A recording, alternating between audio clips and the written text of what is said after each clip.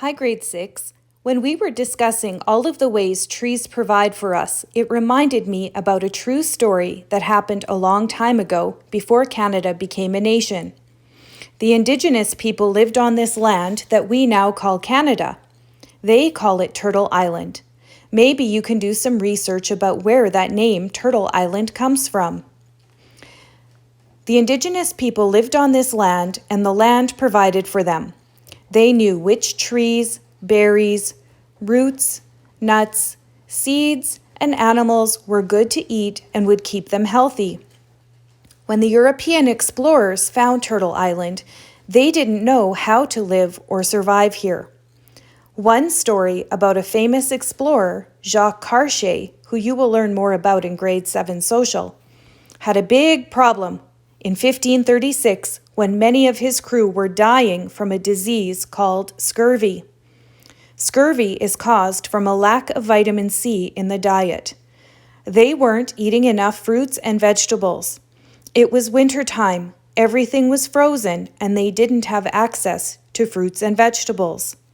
The Haudenosaunee, sometimes called the Iroquois, helped the explorers. They shared with them the cure for lack of vitamin C. The Haudenosaunee showed the explorers how to make spruce needle tea. Let's make some together today. Okay, grade 6. So earlier today I went out and gathered some spruce needles. As you can see, I have quite a few of them here.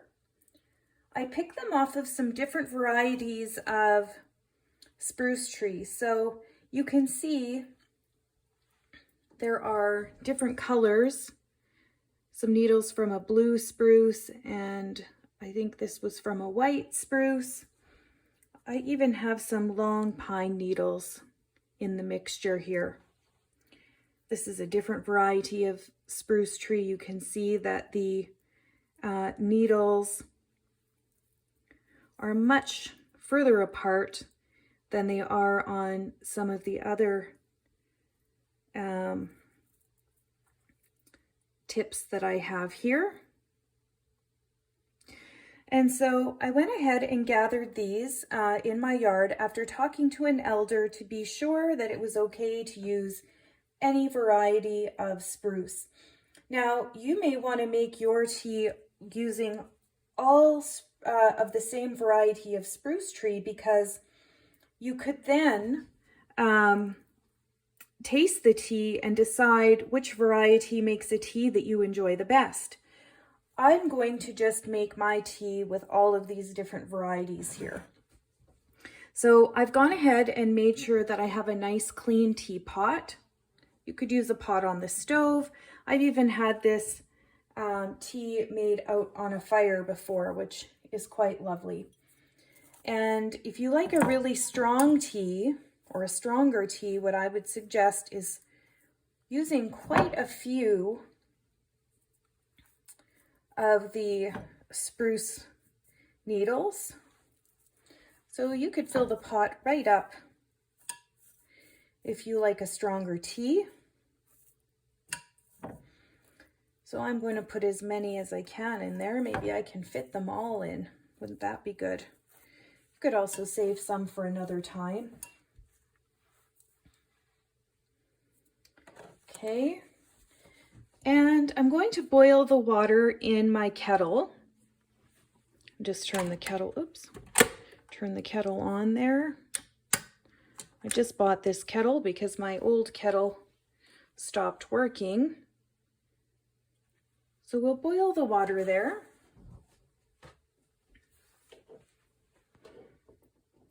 After I picked the needles, I also gave them a good rinse with some water in the sink, because I have had quite a few spiders this year, and I wanted to make sure that I washed off any of the spiders or spider webs, although I'm sure that wouldn't hurt me if it got in my tea.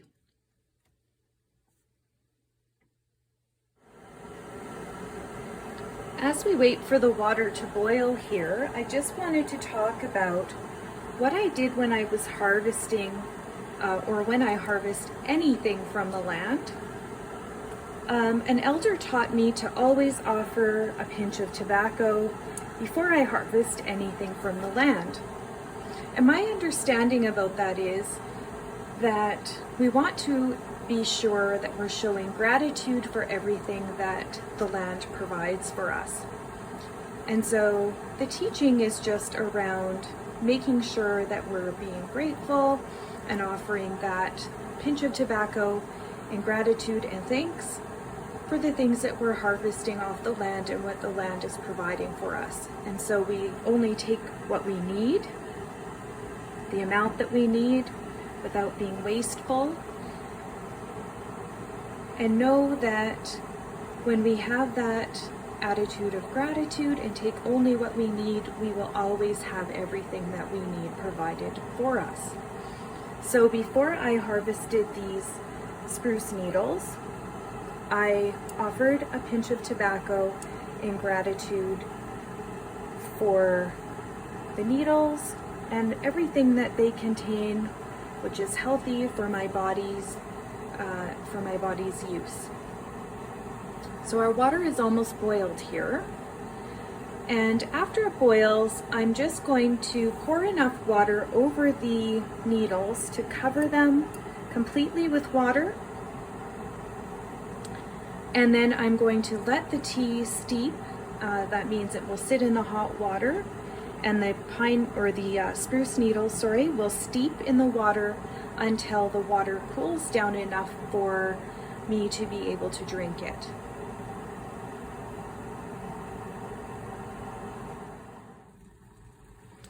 So my water is fully boiled here. So now I am going to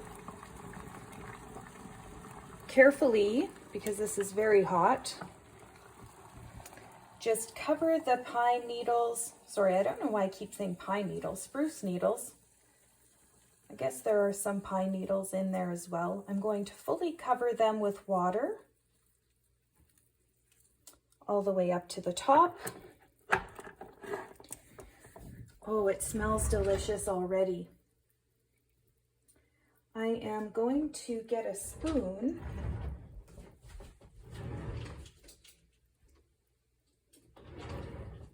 and just carefully kind of push them down under the water.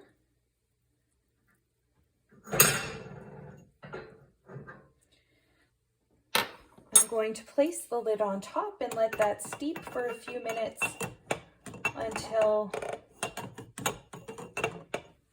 oops, what's happening there? My lid doesn't want to go on.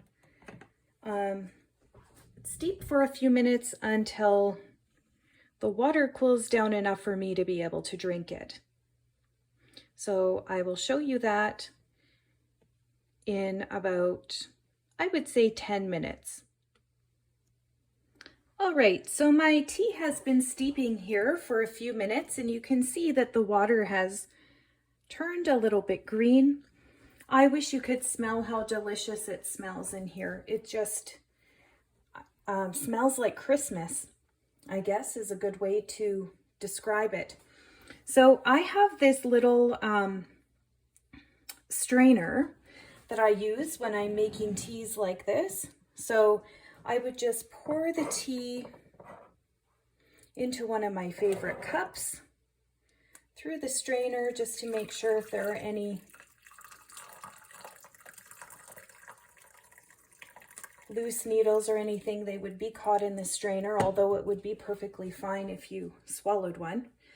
And most of the time I like to drink my tea plain, but recently I had a local farmer gift me some honey that was produced on his farm by local bees, and I've just put it in this yogurt container to make it easier to use. So today I just added a little bit, maybe 1/4 of a teaspoon of honey to my spruce needle tea.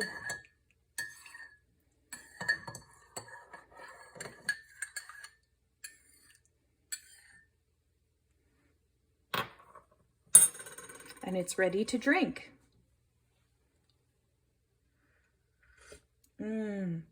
and it's so delicious. Please let me know if you try making spruce needle tea, how you like it. And also, I'd like you to think about, again, if spruce needles would come from a coniferous or a deciduous tree. What do you think? I hope your tea turns out as delicious as mine. Thank you for watching.